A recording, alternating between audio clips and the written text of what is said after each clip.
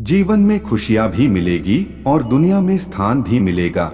जीवन की खुशियों को शिव से जोड़ दीजिए, दुनिया से मोह का नाता तोड़ दीजिए। अगर तुम धागा हो तो शिव मोती हैं, धागे की तान तुम्हारी अकड़ हैं। जितनी तान खींचोगे उतनी जल्दी टूटोगे। सुंदरता ही पवित्रता नहीं होती। मेरे महाकाल को ही देख लो, भस्म में रमे रहते हैं लेकिन पवित्र हैं। शुरुआत वहां से होती है जहां से आपका उद्भव हुआ है। आप शिव के अंश हैं, लेकिन शिव किसी और के अंश नहीं हैं। मेरी शक्ति शिव से ही संभव है। शिव मेरे गुरु, मेरे आराध्य हैं। नित्य शिव को नमन करता हूँ, नित्य शिव के भजन करता हूँ।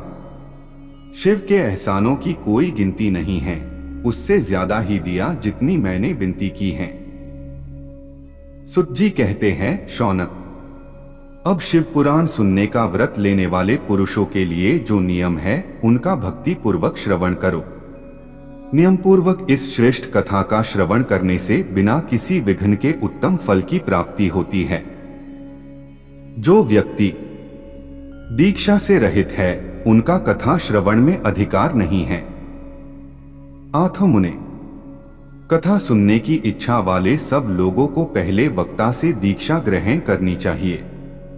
जो लोग नियम से कथा सुने उनको ब्रह्मचर्य से रहना, भूमि पर सोना, पत्तल में खाना एवं प्रतिदिन कथा की समाप्ति पर ही अन्न का सेवन करना चाहिए। जिसमें शक्ति हो वो पुराण की समाप्ति तक उपवास करके शुद्धता पूर्वक भक्तिभाव से शिव पुराण इस कथा का व्रत लेने वाले पुरुष को प्रतिदिन केवल एक ही बार हविष्यान्न भोजन करना चाहिए। जिस प्रकार से कथा श्रवण का नियम सुखपूर्वक सध सके वैसा ही करना चाहिए।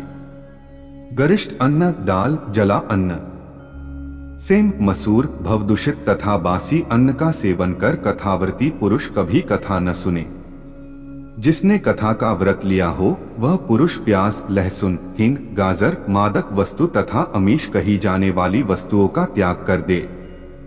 कथा का व्रत लेने वाला पुरुष काम, क्रोध आदि 6 विकारों को, ब्राह्मणों की निंदा को तथा पतिव्रता और साधु संतों की निंदा का भी त्याग कर दे। कथाव्रती पुरुष प्रत्येक दिन सत्य, शौच, दया, मौन, सरलता, विनय तथा हार्दिक उदारता इन सद्गुणों को सदा अपना कर रहे। श्रोता निष्काम यश का वह नियम पूर्वक कथा का श्रवण करे। सकाम पुरुष अपनी अभिष्ट कामना को प्राप्त करता है और निष्काम पुरुष मोक्ष को पा लेता है। दरिद्र, क्षय रोगी, पापी, भाग्यहीन तथा संतान रहित पुरुष को भी इस उत्तम कथा का श्रवण करना चाहिए। काक, बंध्या आदि जो 7 प्रकार की दुष्टा स्त्रियां हैं वे तथा जिसका गर्भ गिर जाता हो वह भी इन सभी को डोट शिव पुराण की उत्तम कथा को सुननी चाहिए। मुने, स्त्री हो या पुरुष, सबको यत्नपूर्वक विधि विधान से शिव पुराण की यह उत्तम कथा सुननी चाहिए। महर्षि, इस तरह शिव पुराण की कथा के पाठ एवं श्रवण संबंधित यज्ञोत्सव की समाप्त होने पर श्रोताओं को भक्ति एवं प्रयत्न पूर्वक भगवान शिव की पूजा के सामान पुराण पुस्तक की भी पूजा करनी चाहिए। तदंतर विधि पूर्वक वक्ता की भी पूजा करना आवश्यक है। पुस्तक को आच्छादित करने हेतु नवीन एवं सुंदर बस्ते का निर्माण करे, उसे बांधने के लिए दृढ़ एवं दिव्य डोरी का प्रयोग करे, फिर उसका विधिवत पूजन करे। मुनिश्रेष्ठ, इस प्रकार महान उत्सव के साथ पुस्तक और वक्ता की विधिवत पूजा करके वक्ता की सहायता के लिए स्थापित हुए पंडित का भी उसी के अनुसार धन आदि के द्वारा उससे कुछ ही कम सत्कार करे। वहां आए हुए ब्राह्मणों को डोट, अन्न, धन आदि का दान करे। साथ ही गीत, वाग और नृत्य आदि के द्वारा महान उत्सव की रचना करे।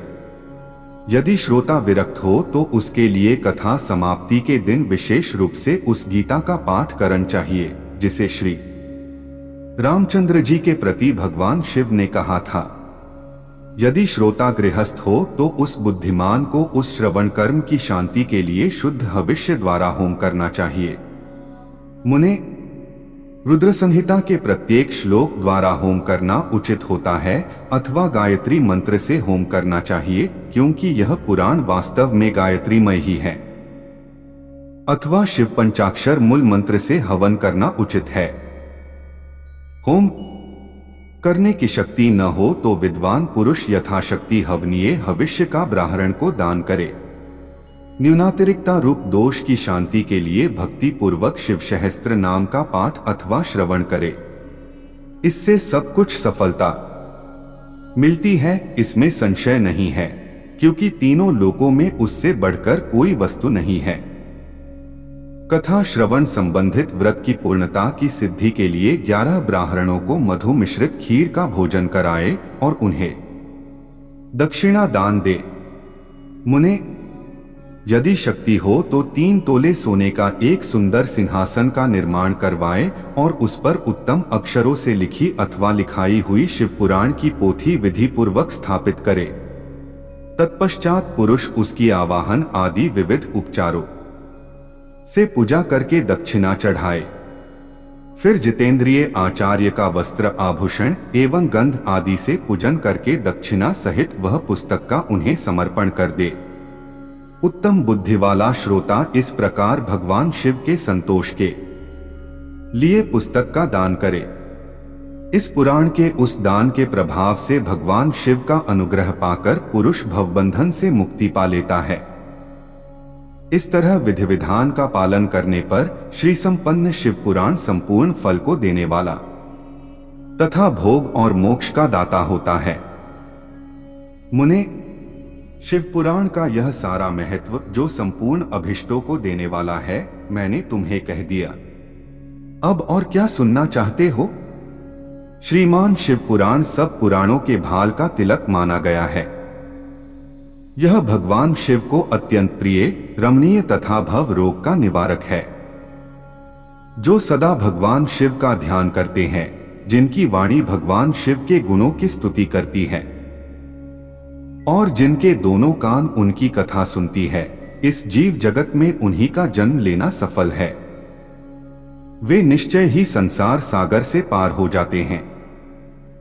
भांति भांति प्रकार के समस्त गुण जिनके सच्चिदानंदमय स्वरूप का कभी स्पर्श नहीं करते, जो अपनी महिमा से जगत के बाहर और भीतर भासमान है, तथा जो मन के बाहर और भीतर वाणी एवं मनोवृत्ति रूप में प्रकाशित होते हैं, उन अनंत आनंदघरूप परम शिव की मैं शरण में आता हूँ। अध्याय समाप्त हुआ। धन्यवाद।